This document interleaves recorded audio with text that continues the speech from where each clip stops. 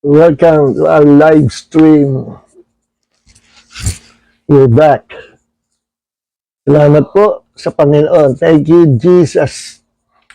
So, habang inintay po natin yung mga kapatid,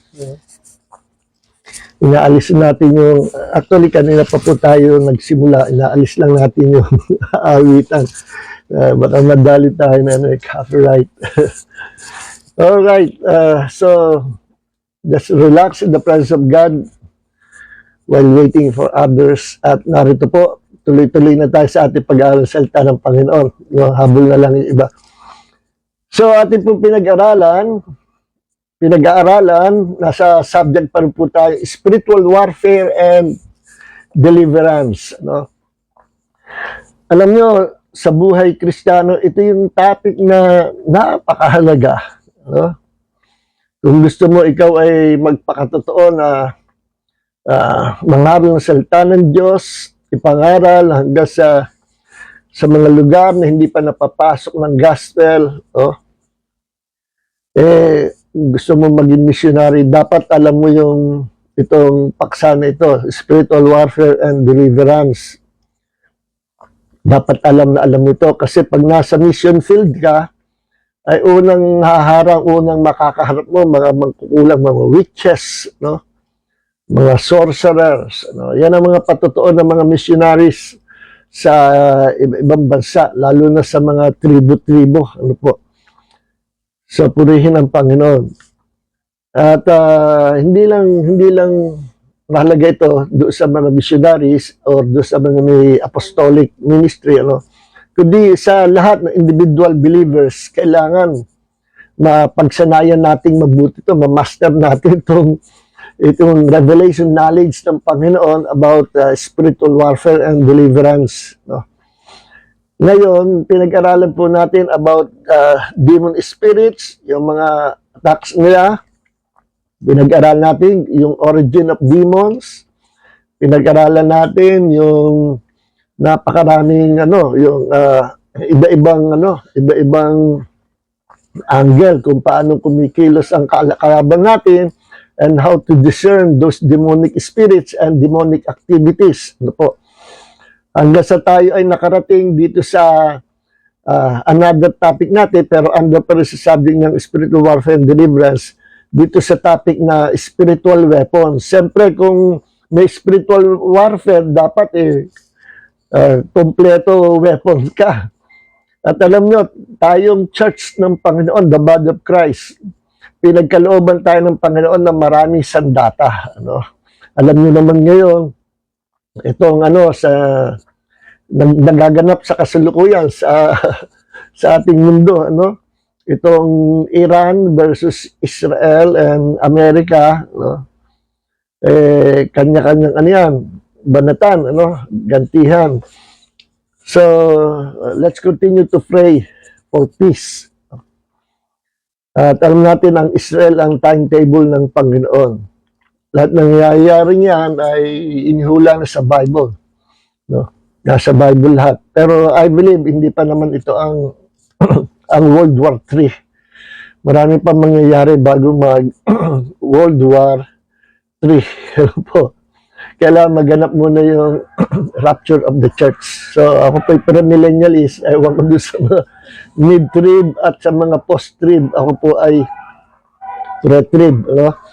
So, next time natin pag-usapan mga bagay na. Kaya ko nabanggit yung mga gera-gera ngayon, no?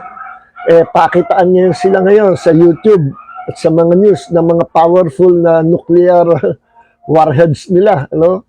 Pati China nagpapakita na rin yun ng kanyang mga powers, kanyang mga bomba o nuclear warheads at yung iba ring kanya-kanyang psychological warfare din, no? Ang Amerika nagpapakita ngayon ng ini-explain yung kanilang mga weapons, yung pandagat, yung mga destroyer na barko nila na panlaban talaga, at pinapakita yung mga modern weapons nila. Psychological warfare din, no? Pasik laban, takutan. So, So, purihin ng Panginoon, hindi pa naman itong end of the world. Matagal pa yan. So, ang tinutukoy ko, sa war, kailangan may weapon ka. Hindi po pwedeng ngayon ipanahon na ng mga nuclear warheads. Ang ating weapon tirador pa lang. Slingshot. Hindi pwede o kaya ay pellets gun. Hindi pwede yun. Kailangan marunong ka sumabay. So, sa spiritual warfare, ganun din. Ang ating mga kalaban, si Satan and his demons and fallen angels, yan ang mga kalaban po natin. Si Satan, those demonic hosts, at ang mga fallen angels. Iba po yung army ng demons, iba rin yung army ng mga fallen angels. So yung mga kalaban natin, fallen angels, sila yung 1/3 of angelic beings na humiwalay sa Diyos nung nagrebelde si Satanas o si Lucifer. So, 1/3 of those angels ay kasama ni Satanas o ni Lucifer na humiwalay sa Panginoon, nagrebelde, nagkudeta. So, kung 1/3 yun, mas marami pa rin ang angels ng Panginoon, 2/3 pa. So ngayon, tayo po ay army ng Panginoon dito sa lupa, sa ground level warfare. Nandito po tayo, ang church, the body of Christ. At we are equipped by God with different kinds of spiritual weapon. Equip ang church, the body of Christ. Tayo po yung mga army ng Diyos. Alam nyo, yung salitang Christians, na research ko sa lumang kahulugan, sa antigong kahulugan ng salitang Christians. From the Greek word Christianos, binubuo ng dalawang salita, Christos plus Ianos. Yung Christos means Christ. Yung Ianos means soldiers or servants. Ano po? So, ibig sabihin, servants or soldiers of Christ. Tayo po yun, mga Kristiyano. Kaya talagang hukbo tayo ng Diyos. At meron din tayong Air Force, yung mga angelic beings na lumilipad sa itaas, assign sa itaas. So, po rin, Panginoon, we are destined to win every battle of life, and we are destined to win the war. Hanggang sa pinaka-final, we are more than conquerors. Kaya itong mga spiritual weapons ang ating pong patuloy na pinag-aaralan ngayong gabi, at sa mga darating pa. Marami pa po yan. At banggitin ko natin mamaya. At tayo, let's pray mga kapatid. Heavenly Father, maraming po salamat sa gabi ito. Namin sa pabinubuksan namin ang salita ng Diyos. Wala kami sasalitain na hindi hango sa Biblia. Sapagkat the Bible is our authority. Ito ang panggagalingan ng aming mga katuruan. Labas sa Biblia, hindi po katuruan ng Diyos, kundi katuruan ng tao or opinion ng tao. So we base our doctrines, we base our belief on the Word of God, the living scriptures, the holy scriptures of God. Maraming po salamat. We ask you, Father God, to anoint us with the fresh anointing of wisdom and revelation para po maintindihan namin ang malalim na bagay na nagmumula sa iyo. Thank you, Holy Spirit, our teacher. Thank you, Lord. And Lord, send your words and heal your people right now in the name of Jesus. All glory and honor belongs to Him now and forever. Thank you, Lord Jesus. Amen and amen. All right. So, ito pong spiritual warfare and deliverance na subject. Ako yung nagtataka, napakahalaga po nitong subject nito, itong paksain nito. Pero, ako po ilang Bible school yun na pag-aral ko, 3 Bible school.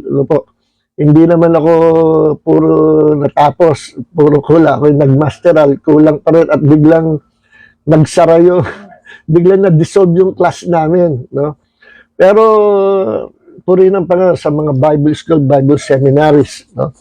Nabanggit ko po. Pero hindi ibig sabihin na pag gusto mong matutunan ng salita ng Diyos, papasok ka sa Bible school, doon mo matututunan. Hindi po, maraming great men and women of God ginamit ng Panginoon na walang training from the Bible school. Nung unang lalo na nung mga unang panahon, wala namang mga lehitimong Bible school. Pero nagkaroon ng malaking revival at gumamit ang Panginoon ng mga great, mighty men and women of God na mga walang pinag-aralan. So, hindi batay dyan ang karunungan natin, kundi from the Holy Spirit. Basta seryoso ka sa pag-aaral sa salita Diyos, tuturuan ka ng Holy Spirit. Sabi nga sa 1 John chapter 2, verse 20 and 27, it is the Holy Spirit that will teach us. Ano? At ang Holy Spirit, or it is the anointing of God that will teach us. Tuturuan tayo ng anointing ng Diyos at tuturuan din tayo how to discern those spirit of Antichrist. Nagkalat yung mga espiritu ni Antichrist ngayon. Hindi ibig sabihin espiritu ni Antichrist, dumating na si Antichrist o nandyan na. No? I believe nandyan na siya sa tabi-tabi. Pero pag sinabi spirit of Antichrist, marami po yan. Mga cult religion, occultism, at mga witchcraft, those are spirits of Antichrist. At yung mga churches na against sa manifestation and power of the Holy Spirit, you know, at yung mga churches na hindi naniniwala na ang Holy Spirit, ang Diyos ay patuloy na kumikilos, active hanggang sa ngayon, nagpapagaling ng mga may sakit at nagpapalaya sa mga demonyo in the name of Jesus. At ang kanilang doctrine ay alisin yon, yung mga bagay niyo, yung kapangyarihan at manifestation ng Holy Spirit at hindi nila paniwalaan. Masasabi po natin na may espiritu din ni Antichrist yun. Ano? Kasi pag nilinaw yung Antichrist, Anti-Christos, ang Christos po ay means anointing or the anointed one. So pag sinabi Antichrist, against ka kay Christ, kay Jesus, and against ka sa anointing ng Diyos. And against ka sa anointing ng Diyos na walang iba kundi ang manifestation and power of the Holy Spirit. Kaya yung mga hindi naniniwala in these last days sa manifestation and power of the Holy Spirit, anti-anointing kayo or anti-Kristo. No? So real talk lang po tayo, huwag kayong masasaktan. No? Ang gamot na nung araw yung nauso yung gamot na tincture of iodine, tintura diudo, kung tawagin. Yung mapula, takot na takot kami mga bata nung araw, lalo na yung kulay maroon, mas matapang daw yun. Pag may open wound ka, nilagyan nun, nako, mapapaiyak ka, napakahapdi, no? At doon na buo yung kasabihan. Pagkagamot, masakit. Kaya salitaan ng Diyos, pag gusto kang gamutin, may problem ka, meron kang emotional wound, or meron kang sabit, ano? Pag nadapuan ka ng gamot o ng salita ng Diyos, masakit, masasaktan ka. Pero kailangan matiis niyo yun sapagkat nandun ang healing. Alright. So, let's dive into our topic. So, itong subject na spiritual warfare and deliverance, nagtataka ako, ang dami mga Bible school. Kaya ako nabanggit Bible school, ano? Wala nito subject na ito. Wala nito subject nito. And usually, itong spiritual warfare and deliverance, itinuturo sa mga conferences ng spiritual warfare, seminar ng spiritual warfare. Pero bakit walang subject sa mga Bible school, I don't know yung ibang Bible school ngayon, pero sa dami ng nakita kong Bible school, wala silang subject na spiritual warfare and deliverance, Meron yung mga homiletics, hermeneutics, mga New Testament survey, Old Testament survey, etc. Maganda pumasok sa Bible school, karagdagan din po yan. Okay. Now, pinag-aralan natin itong mga nakaraang linggo about our spiritual weapons, under ng subject ng spiritual warfare and deliverance. We need the weapons of God or the spiritual weapons of God na bigay sa atin ng Panginoon. At number one na pinag-aralan natin is the name of Jesus. The authority and power of the name of Jesus. Marami tayong pag-aralan na talakay at I believe marami kayong natutunan sa pag-aaral natin ng weapon natin na binigay sa atin ng Panginoon, the name of Jesus. Then, pangalawa, yung number 2 weapon natin is the Word of God. At pinag-aral natin paano nako-convert ang Word of God into a weapon or into a sword. Sabi sa Ephesians chapter 6 verse 17, and take the sword of the Spirit, which is the Word of God. Yung word na ginamit doon sa Greek ay rhema. Rhema. At meron tatlong klaseng Greek word ang salitang word, no? At yung dalawang sikat na salita, yung logos at saka rhema. Yun doon tayo nag-focus dito Linggo, kung na sinasabi ko nga na ang kinatatakutan ng Diablo ay yung rhema word of God. No? Kasi yan ay may kasamang anointing ng Panginoon. No? So hindi ko naman sinabing ang logos ay hindi word of God. No. Logos means the whole Bible, the whole word of God. No? At masasabi natin, ang mga cult, even those occult, meron, gumagamit din ng Bible. Pero, no, magtataka kayo, karamihan sa kanila, or majority, no, they don't believe that Jesus Christ is God who became a man.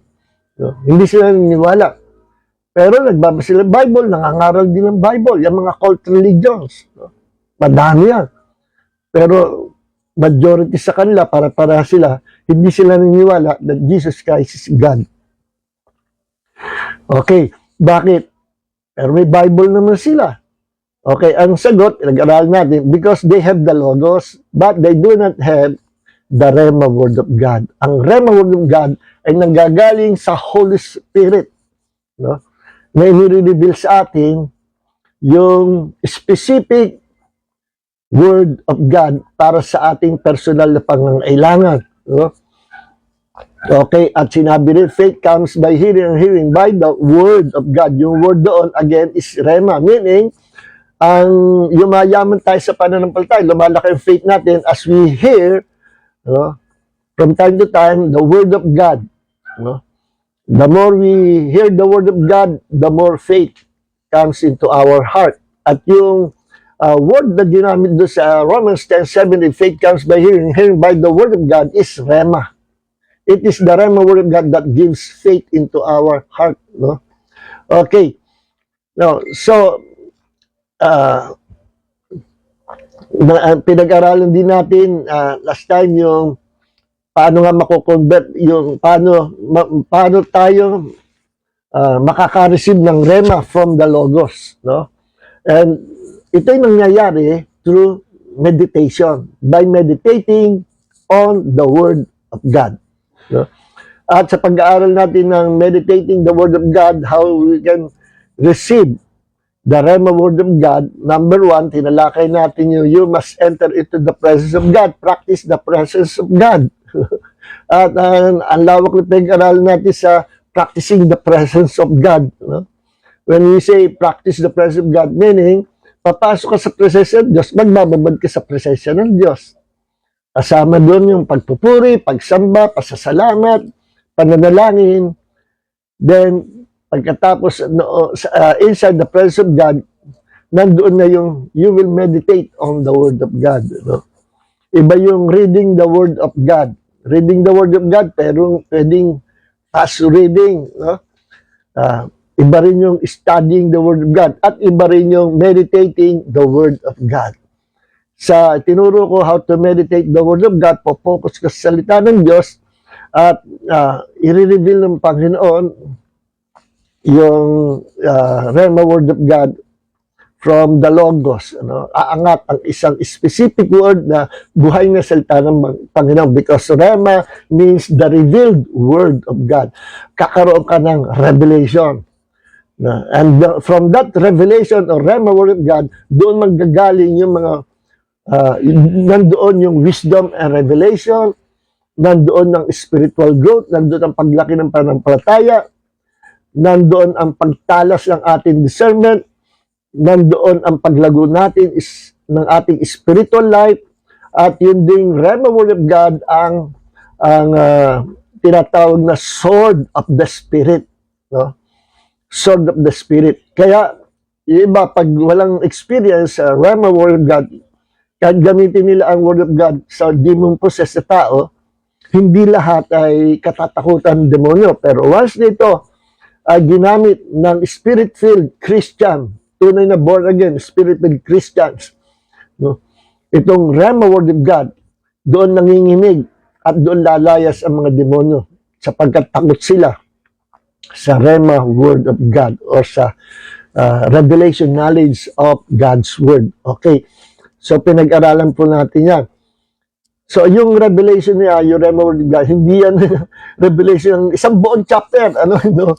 O kaya, o kaya 5 talata, hindi ganun po. Isang phrase lang, isang passage, o isang verse, at even one word from God brings revelation.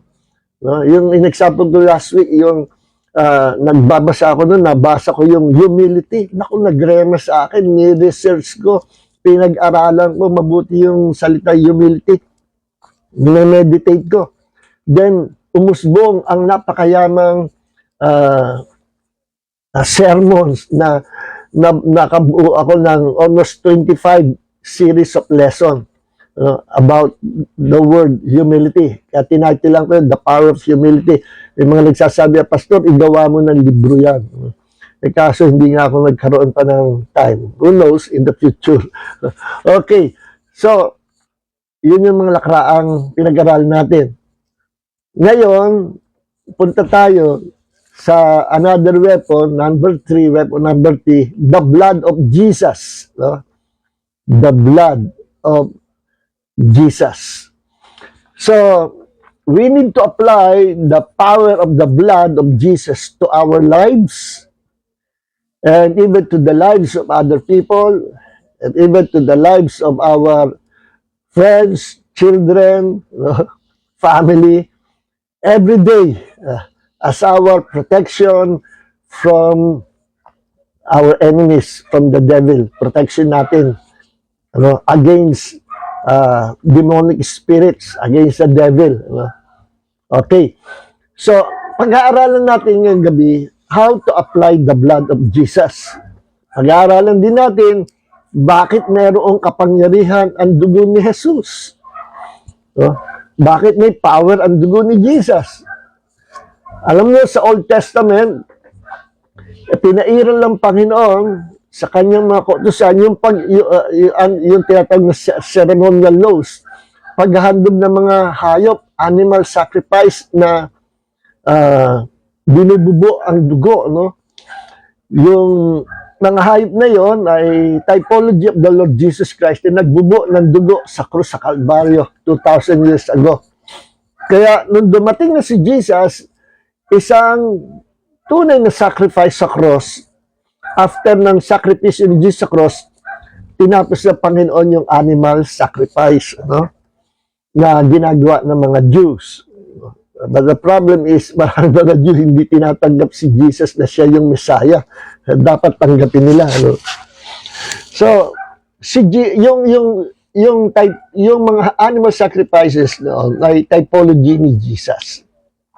Even all the feast of the Jews, Feast of Tabernacle, Feast of Unleavened Bread, Feast of Atonement, Feast of First Fruit, Feast of lahat ng feast of the Jews, ay typology ni Jesus.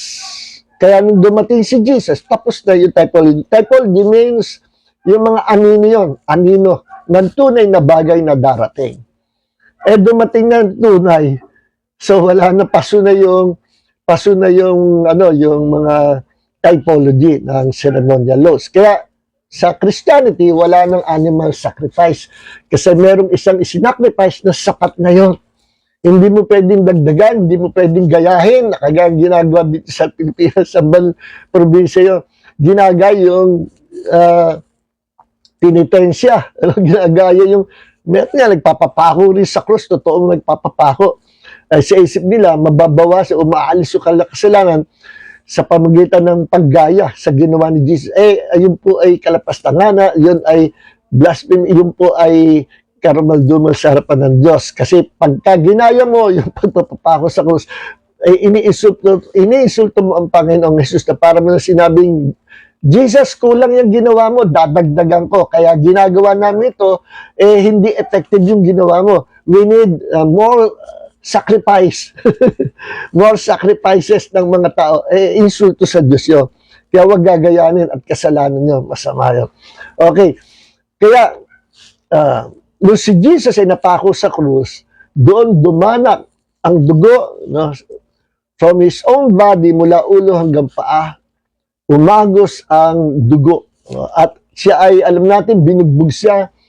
Ang ginamit ay yung cat's nine tails, yung 6 na leather na may nakakabit na spike na metal, at minsan may naka-attach sa mga basag-basag na buto. No? At yung pag inihataw, talsikan yung laman, dukit yung mga laman.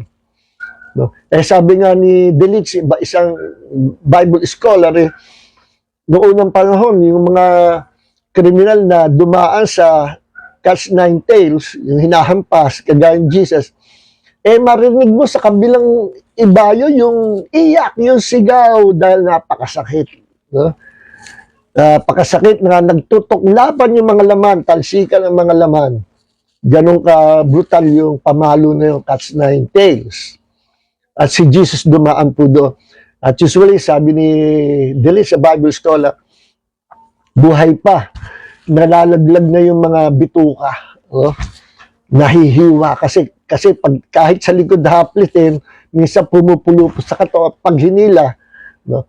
Pero praise God, si Jesus hindi dumanas na nalaglag ang bituka, hindi pinintulog pa. Kasi kailangan matapos niya yung makarating siya sa bundok na Kalbaryo at doon tapusin sa kanyang kamatayan ang tibo ng kasalanan, tapusin si Satanas, tapusin ang kasalanan, tapusin ang sumpa, at mabuksan ang pintuan ng kaligtasan sa lahat ng tao through the death and resurrection of the Lord Jesus Christ. Okay?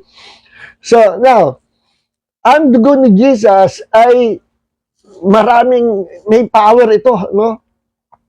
Iisa-isahin natin mamaya, no? Napakaraming nagagawa ng dugo ng Panginoong Hesus. Una-una, ito yung pinambayad sa ating mga kasalanan, no? Sabi nga sa Acts chapter 20 verse 28, "Be on guard for yourselves and for all the flock, among which the Holy Spirit has made you overseers to shepherd the church of God." Kaninong church? Sino may-ari ng church? Ang God. To shepherd. Pinananawagan ang mga pastor na alagaan ang mga tupa ng Panginoon na kung tawagin ay Church of God. No, sino may-ari ng church? Ang God. Kasi Church of God. Which He purchased, na binili raw ng Diyos with His own blood. Ang may-ari ng church ay ang Diyos, na binili daw ng Diyos, binayaran ng Diyos ang church para maging kanya, na ang pinambayad ay ang kanyang dugo. Okay? Ang kanyang dugo ang pinambayad. Ngayon ang tanong, sabi sa John chapter 4 verse 23 and 24, God is Spirit. Wala siyang flesh, wala siyang laman, wala siyang katawan na kagaya sa tao. How come nagkaroon siya ng dugo? Ang sagot doon, nagkaroon siya ng dugo noong 2,000 years ago, bumaba ang Diyos at nagkatawang tao, naging tao. Meron siyang flesh and blood, physical body. Although siya ay Diyos, pero niloob niya, ginusto niya, na siya ay bumaba at maging tao. Para ano? Para maging substitute natin sa kaparusahan.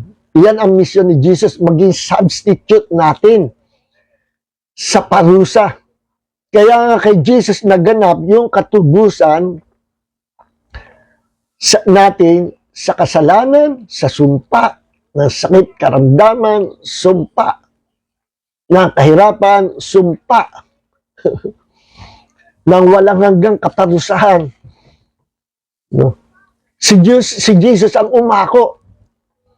At ginawa niya yan, no, sa pamagitan ng pagbububo ng kanyang dugo, pagbibigay niya ng kanyang dugo.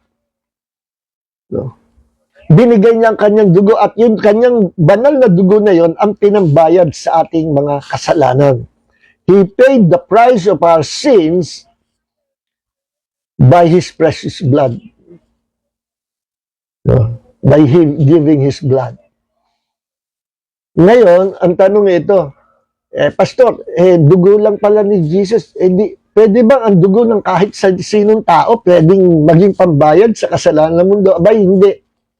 Only the blood of Jesus has power to redeem us from sin, to redeem us from the hands of the devil. Only the blood of Jesus can give us forgiveness and redemption. Only the blood of Jesus. Hindi pwede ang ordinaryong dugo ng tao. Bakit? Yan ang tanong. Bakit? Ba't hindi pwedeng pambayad ang dugo ko, ang dugo mo, ang dugo ng mga bayani, ang dugo ni Andres Bonifacio, ni Jose Rizal, nila, ng mga bayani, no? Ba't hindi pwedeng pambayad sa ating mga kasalanan? Kasi ang ating dugo ay marumi. We have sinful blood.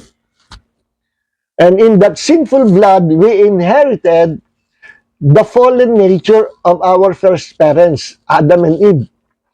Yung ating dugo ay dugong tinatawag na dugong makasalanan na nagmana ng kasalanan ng unang magulang natin.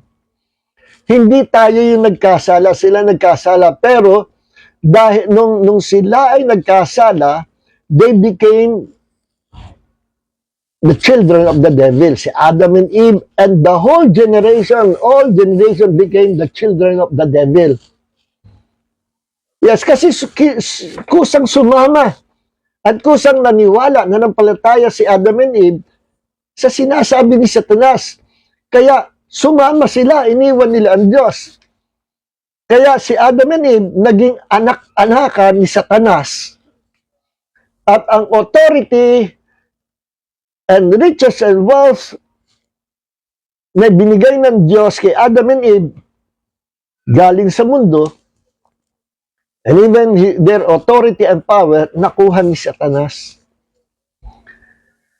Alam nyo, ang tao na nilikha ng Diyos, man is not God. No? But God created man in His image and likeness. Therefore, man, the first man, Adam, is like God. No? Kaya ang tao ay maliit na Diyos. Is like God, pero hindi tayo Diyos. Para lang tayong Diyos, maliit na Diyos, pero hindi tayo Diyos. No? Sa pagmamanage sa planet Earth, binigay ang management ng planet Earth kay Adam and Eve sa tao. At kung mag-multiply, kung dadami ang tao, ay ang mamamanage, magpapaganda at titira sa planet Earth ay ang mga anak ni Adam, tayo, dadandan, namin na maganda at wala tayong kamatayan. Pero hindi ganun nangyari. Pumasok ang sumpa, pumasok ang kamatayan, pumasok ang sakit at karamdaman, at ang tao ay nagpasimulang magkaroon ng pagtanda, pagkakasakit, panghihina habang tumatanda hanggang sa mamatay. Death reigned on this planet because of the sin of our first parent, Adam and Eve. Ngayon, binigyan ng Diyos ng solusyon yan because God so much loved the world.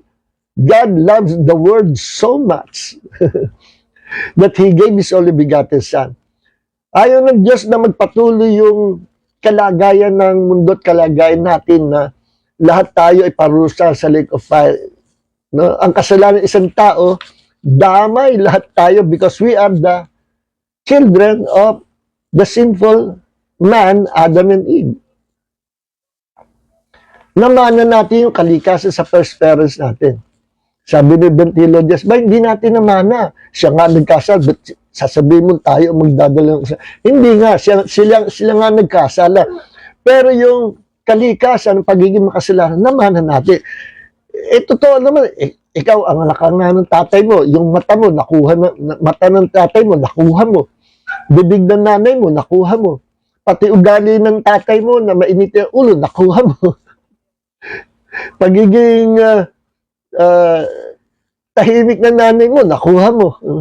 Minsan nga, yung mannerism ng magulang, nakukuha rin ng anak. Namamana. Ugali ng magulang, namana ng anak. So, talaga may namana. lalo na yon, yung fallen nature, namana ng lahat ng generation. Para makawala tayo doon sa fallen nature na yon, Adamic fallen nature, kung tawagin din na iba theology, satanic nature, that Adam inherited from the devil, para makawala tayo doon, you must be born again. You must be born again. Sinabi ni Jesus, all people must be born again. Except a man be born again, you cannot enter into the kingdom of God. Yun lang tanging solusyon ng Diyos. Sa born again experience o sa new birth o sa tinatawag ng mga theologians na regeneration, ang tao ay isinisilang sa kaharian ng Diyos at binabago ng Diyos. At yan ay naganap dahil sa kamatay ni Jesus nung kanya ibigay ang kanyang banal na dugo. Ngayon, ang tanong ito, balik tayo doon sa tanong na bakit ang dugo natin hindi pwede pambayad sa kasalanan ng mundo? Kasi meron tayong dugo makasalanan. How about Jesus nung siya naging tao? Meron din siyang dugo kagaya natin? No, wala siyang dugo na kagaya natin. Bakit? Kasi hindi siya pinanganak sa natural na kapanganakan. Ano yung natural na kapanganakan? Through the sperm and egg cell of his parents. Parents niya, si Mary at si Joseph, tandaan nyo, si Joseph niya, ama-amahan nga lang niya. Si Mary, sa kanya, siya nagdala, siya po muna, 9 months, dinala siya, pero nalagay siya doon sa sinapupunan ni Mary, not because of the sperm and egg cell of his parents, kundi sa pamagitan ng seed of God. Not the seed of man, but the seed of God. Naging tao si Jesus sa womb ni Mary. And what is that seed of God? The Word of God. Ang Word of God, tinatawag lagi sa Bible, that's the seed. No? The seed. This time, dumating si Angel Gabriel at may daladalang good news kay Mary. Mary, ikaw ay magdadalang tao, manganganak ka ng lalaki, tatawagin mo kanyang pangalan, magiging Jesus. No? Sabi ni Mary, paano mangyayari? I'm still a virgin, bata pa ako. Kakasalin pa lang ako. Sabi ni Angel Gabriel, pinaliwanag. No? Lilim-limang ka ng banal na espiritu.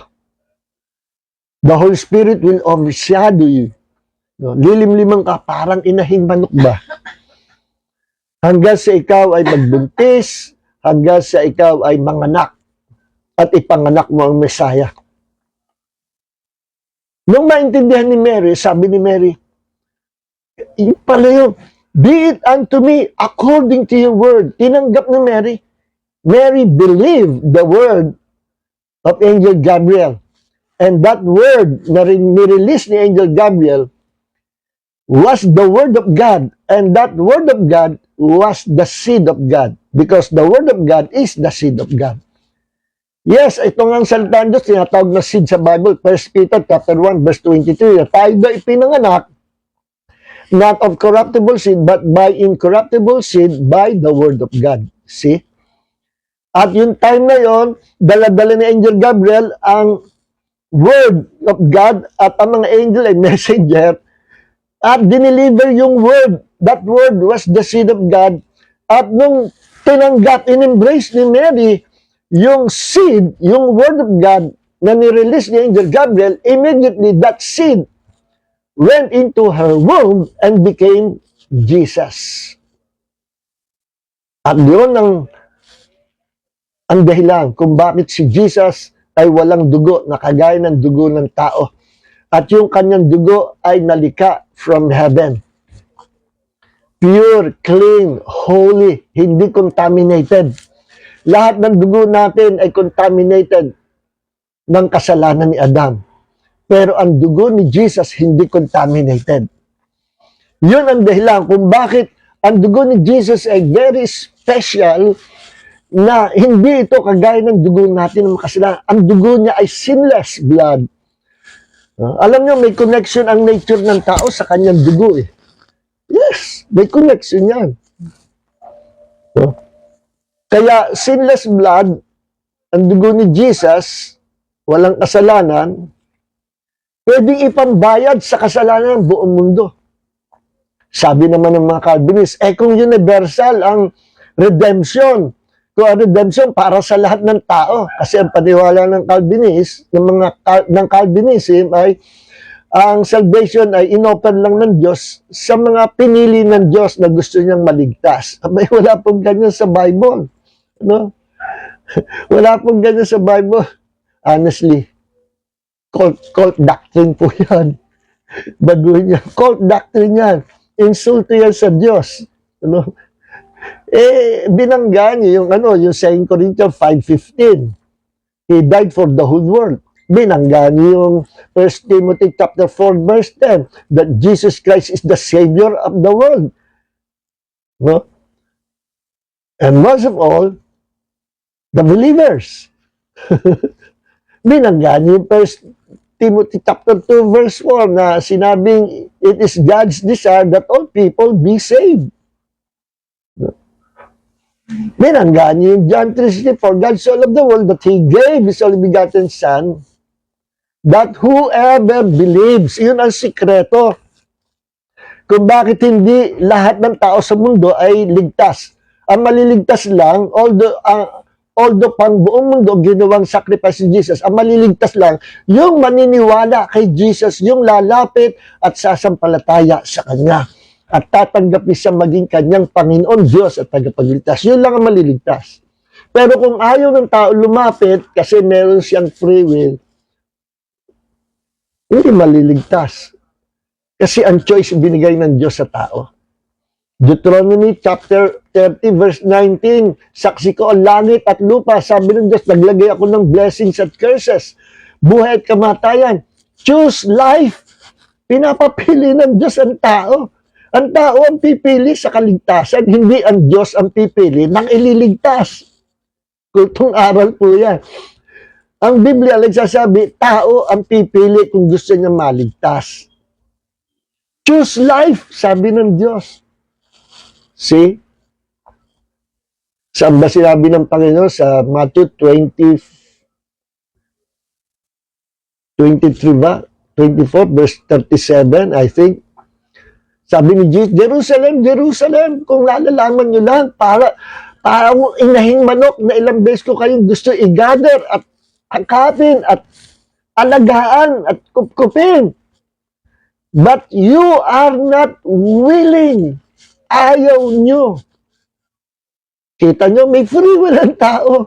Walang magawa si Jesus kung ayaw lumapit ang tao sa Kanya. Ang Diyos hindi mamimilit. Because you are not willing.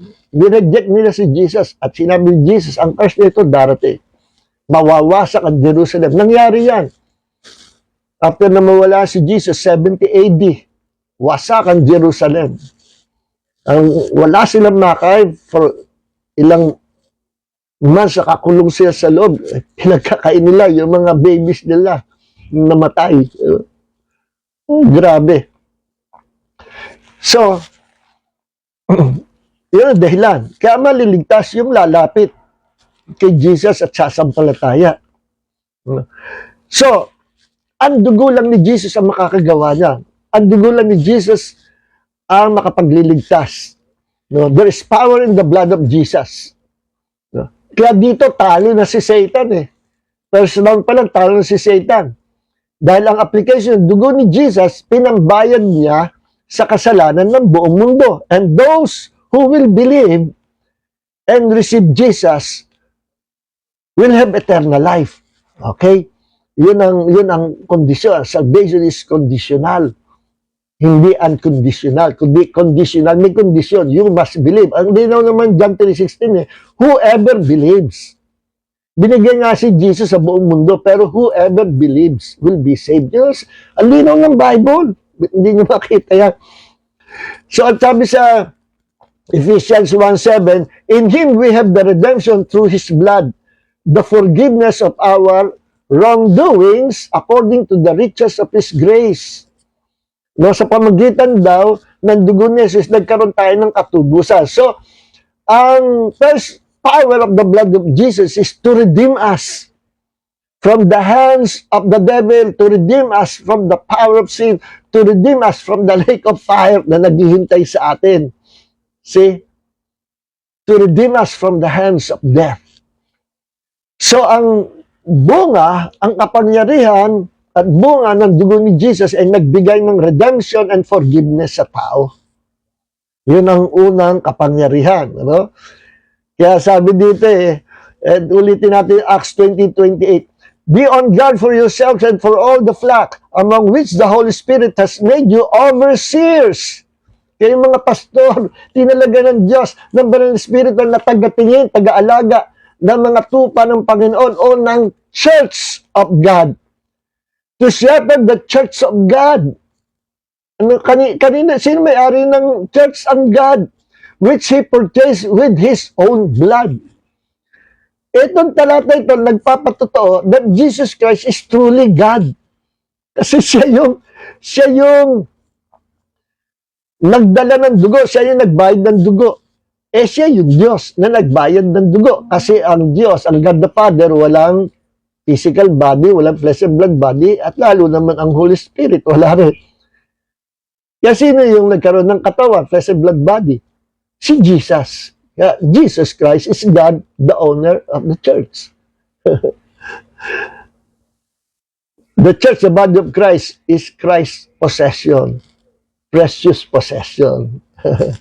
Okay. So, number one is to save mankind. Yan ang power of the blood of Jesus to save mankind, to bring redemption and forgiveness. Number two, ang dugo ni Jesus, ang kapangyarihan ito, ay may kapangyarihan maglinis sa ating mga kasalanan. Now that we are born again, regenerated people of God, mga banal, holy people of God, pero hindi ibig sabihin tayo po ay hindi na nagkakasala. From time to time, minsan nagkakasala pa rin tayo, bunga ng kahinaan. Pero ang tugon ng Diyos, alam ng Diyos yan. Kaya may solusyon kagad ang Panginoon. Ano? Again, the power of the blood. No? Ang kapangyarihan dugo ni Jesus ay may kapangyarihan na tayo itubusin. Ngayon, pangalawa, ang kapangyarihan ni Jesus ay may kapangyarihan na linisin tayo sa anumang kasalanan na magagawa natin. No? At kapag tayo nagkasala, just come to God, no? Magpakababa tayo at aminin, i-confess natin ang ating kasalanan. Lord, patawarin mo kung nagkasala po. And immediately, the blood of Jesus will cleanse us from all our sins. No? Kaya sabi sa 1 John chapter 1 verse 7, but if we walk in the light as He Himself is in the light, we have fellowship with one another, and the blood of Jesus, His Son, cleanses us from all sin. See? May kapangyarihan ang dugo ni Jesus to cleanse us from all sin. 1 John chapter 1 verse 9, if we confess our sins, He is faithful and righteous so that He will forgive us our sins and cleanse us from all our unrighteousness. Pag kinonfess natin ating mga kasalanan and we repent of our sins, no, immediately the blood of Jesus will cleanse us from all those sins.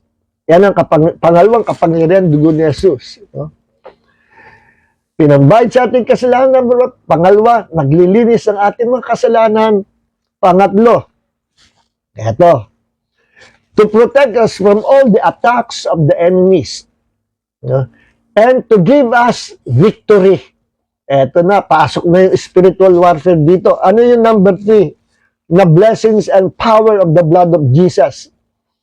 Nagbibigay ito ng proteksyon sa atin. The blood of Jesus will cover us, protect us, shield us from all the attacks of the devil, from all the attacks of those demonic spirits. And the blood of Jesus will give us victory. Okay? Paano tayo napoprotektan ng dugo ni Jesus? Makikita natin yung katotohanan ng typology under the Old Testament sa Exodus chapter 12, no? Babasahin ko na lang yung chapter 12 verse 13 na sinasabi, the blood shall be a sign for you on the houses where you live, and when I see the blood, I will pass over you, and no plague will come upon you to destroy you when I strike the land of Egypt. Okay, binasa ko na lang yung pinaka-verse nating gagamitin. Pero istorya natin yung context niyan. Ang context po niyan ay ganito. Sabi ng Panginoon kila Moses, Moses, sabihin mo sa aking bayan, no, na magpatay ng hayop, no, at ang dugo ay ipunas sa pintuan, sa haligi ng pintuan at sa itaas, sa frame ng pinto. Ipunas ang dugo ng hayop. Paano gagawin to? Kukuha ka ng dahon ng hisop.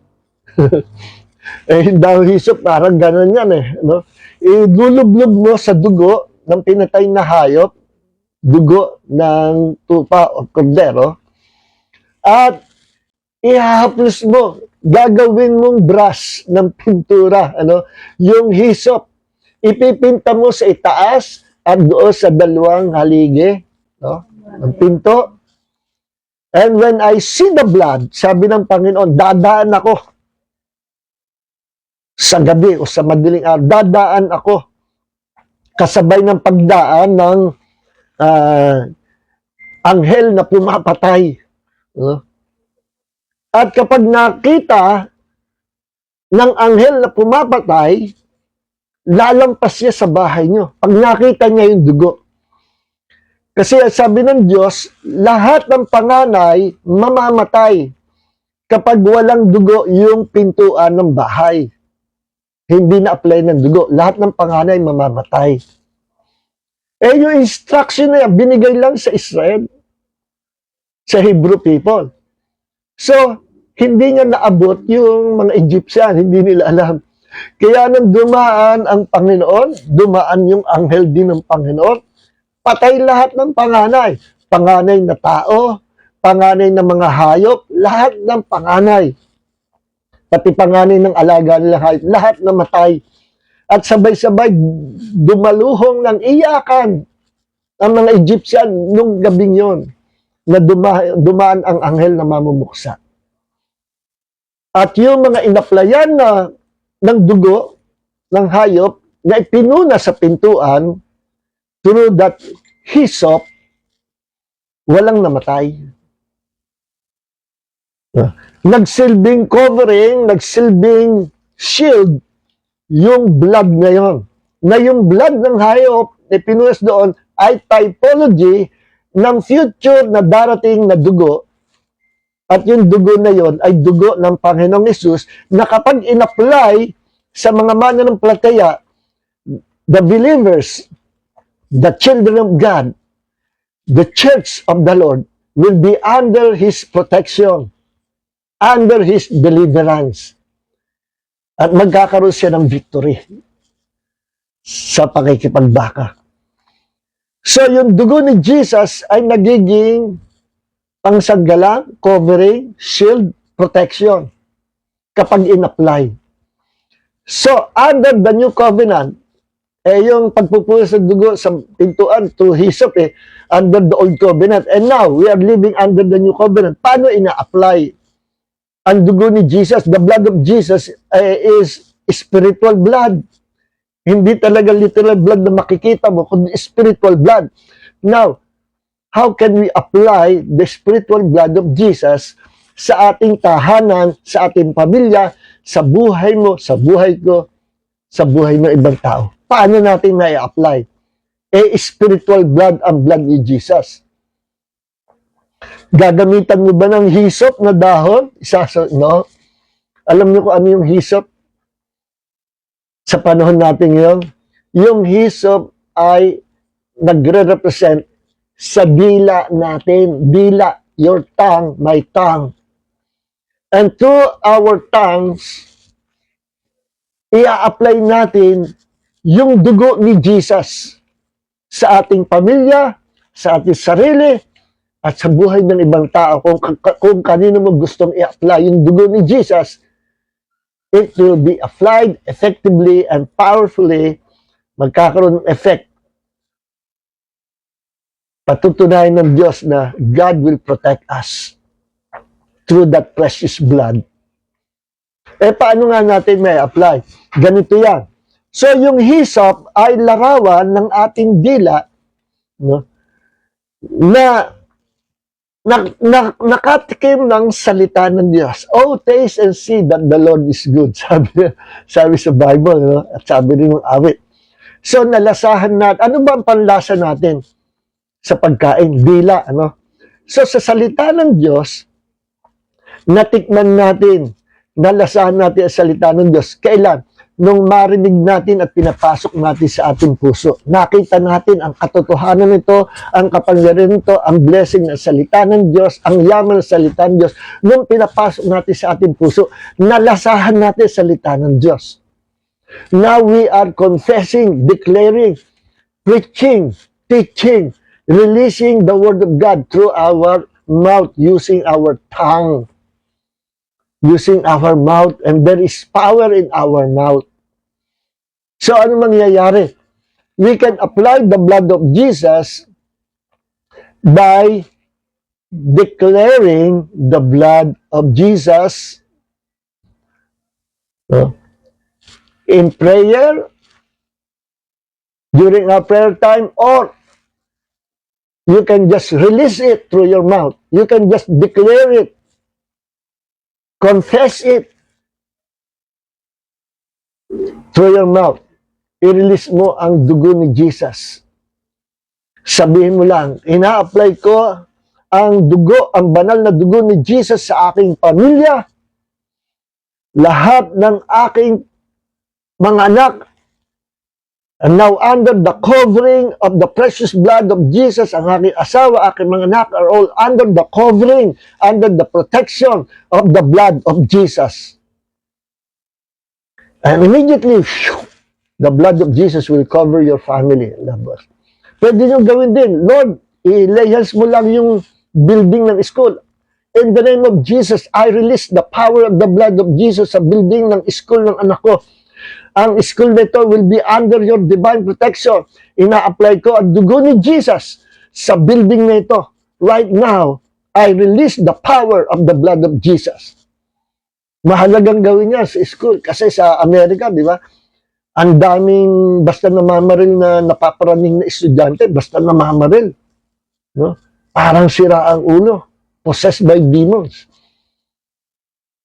And when we apply the blood of Jesus, hindi mangyayari yan. No? Because God will be in control. God will control the situation. No? Because of His precious blood na inirelease mo. Nung nag-lay hands ka, nilay hands mo yung building. Pwede mong i-apply yan sa opisina mo, no? Sa trabaho mo. Pwede mong i-apply sa bus na sinakyan mo. Pwede mo i-apply sa sarili mo at sa mga anak mo. Lay your hands on your children and declare the blood of Jesus. So, ang dugo ni Jesus, pwede mong i-apply by just declaring it. Pero kailangan dinideclare mo yan, you are truly convinced that it is true, that there is power in the blood. You are fully convinced. Yeah.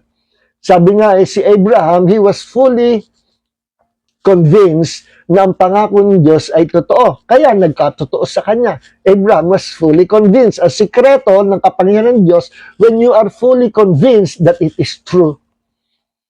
I am fully convinced that the blood of Jesus is real, is true, and has power to protect us, to protect me and my family and my loved ones. See? Okay. Kaya sa spiritual warfare, pakover ka na sa ano, sa precious blood of Jesus. Ang ginagawa namin before we go and encounter those demonic spirits sa deliverance, nagpapakover muna siyempre kami sa precious ng Diyos, una sa precious ng Diyos, then asking God to cover us. Lord, cover me, cover my mga kasama ko ito, cover us all with your precious blood right now. In the name of Jesus. And the blood of Jesus, the spiritual blood of Jesus will cover you. Totoo yan. Puro sa spiritual yan. At maranasan lang yan, makakaranas lang yan, yung mga naniniwala. Kung cessationist ka, pas nire-reject mo, wag mo nang pakinggan kasi hindi ka naman naniniwala. Hindi naman mangyayari sa ito. Para ito lang sa amin na naniniwala. So, kung gusto mo sumama sa amin na naniniwala, maniwala ka na rin. Kahit cessationist ka.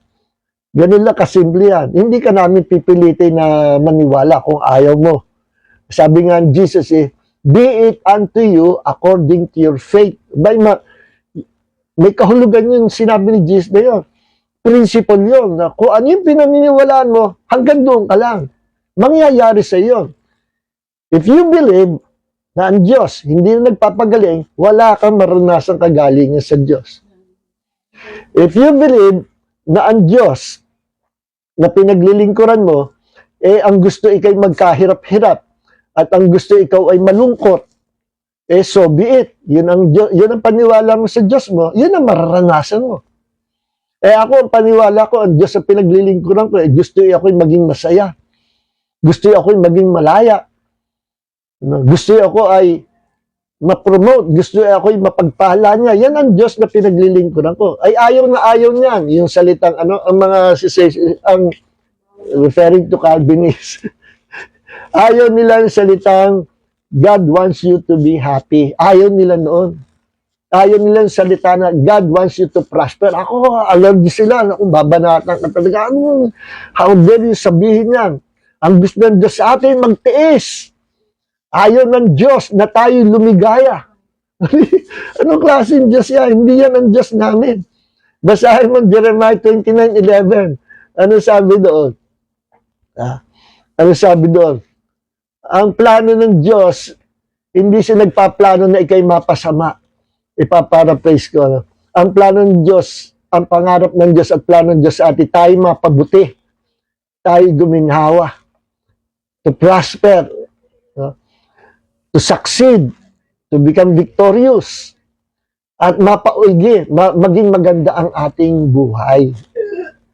Yeah, gusto yung exact word from gamitan pa natin ng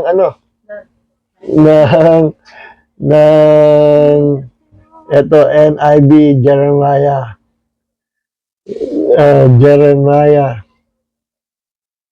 29:11. Maganda sa NIV.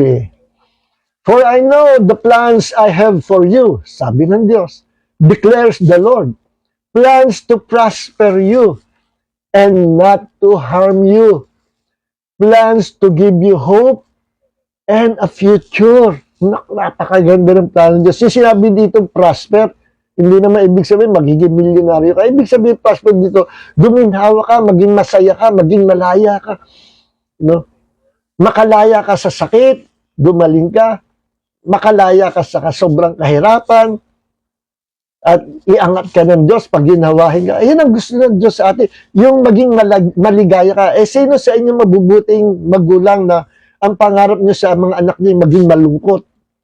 No? Kalukuhan niyo. Sinong mabuting magulang na pinapangarap ang kanyang mga anak na magkahirap-hirap sa buhay?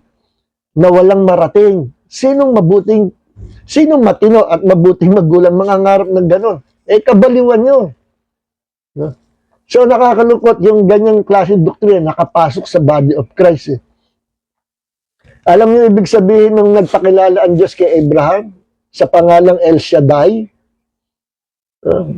Kung anong pangalan Diyos, yun ang pagpapakilala na kung sino siya. Ang meaning na El Shaddai, the God who is more than enough, the all-sufficient one. Meaning, the breasty one. Meaning, ako mag-aalaga sa iyo. No? Kumbaga sa bata, kung sa ina ay padededehin kita. Marami akong supply na gatas, the breasty one. Ibig sabihin, El Shaddai. Ako magiging doktor mo, magiging nurse mo, magiging nanay mo, magiging tatay mo, magiging best friend mo, magiging pastor mo. Lahat ng kailangan mo sa buhay, ako, nasa akin lahat. I am El Shaddai, the God who is more than enough. Yan ang introduction ng Diyos kay Abraham kung sino siya. I am El Shaddai. At sa isang banda, i-translate niya, Almighty God. Pero yun ang meaning niya sa original. Tapos sasabihin mo na ang gusto ng Diyos sa mga Kristiyano ay maging malungkot. Ayaw ng Diyos na maging happy ang buhay natin. Wala ka rin mababasa sa Bible na sinabing gusto ng Diyos na ang tao ay maging happy. Napanood ka sa YouTube okay na sa umpisa. Dahil wala rin sinabi ng Diyos na ang gusto niya maging happy. Diba? Wala ba? Eh si Jesus mismo nag-sermon yan eh. Ang haba sinabi ni Jesus sa Beatitudes, yung Sermon on the Mount. Ano sabi ni Jesus? No? Blessed are the poor in the spirit, for theirs is the kingdom of heaven. Blessed are those who mourn, for they will be comforted. Blessed are the meek. Blessed are those who hunger and thirst. Blessed are the merciful. Blessed are pure in heart. Blessed are the peacemaker. Blessed are those who are persecuted because of righteousness, for theirs is the kingdom of heaven. Blessed are those people blessed are you when people insult you. Alam niyo ibig sabihin ng bless? Sa Greek ay makarios. Ang ibig sabihin niya ay happy, exceedingly happy, sobra-sobrang saya ka, sobra-sobrang masaya, sobra-sobrang mapalad ka, sobra-sobrang kainggit-inggit ka. Yan ang meaning sa Greek ng makarios, blessed. No? Maging masaya ka. Extremely happy, extremely nakainggit-inggit. Yan ang ibig sabihin blessed. O, sasabihin mo, walang sinabing Diyos na gusto niya maging masaya ang tao. So, kalokohan na aral yan. No? So, ito po mga kapatid, how we can use the blood of Jesus to protect us, for protection. No? Sa spiritual warfare, kailangan natin, alam natin po ito. No? Ano pa ang gamit or power of the blood of Jesus? The blood of Jesus gives us access to God's presence. Through the blood of Jesus, ngayon, malaya tayong nakakapasok tayo sa dabong kabanal-banalan ng kalangitan. Meaning, yung third heaven, yung kinaroroonan ng presence ng Ama, nakakapunta tayo doon immediately. Isang-isok na nandun tayo. Sabi mo na, Lord, through the blood of Jesus, I enter into your presence. Nandun na tayo sa presence of God. Meron tayong access to God's presence because of the blood of Jesus. Dati wala. Yes. Okay, paspasin natin. Ano pa?